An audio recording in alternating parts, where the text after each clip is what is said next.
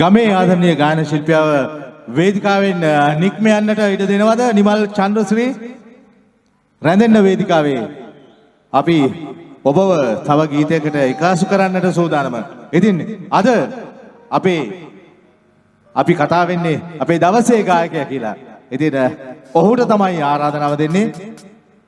සියත්‍රා සමගින් හතරැඳි ගී ප්‍රසංගයේ ගායනට මේ හොඳ ප්‍රසාදනීය අත්පොලසන්නාදයක් දෙමු. මේ නිමල් චන්ද්‍රසිරි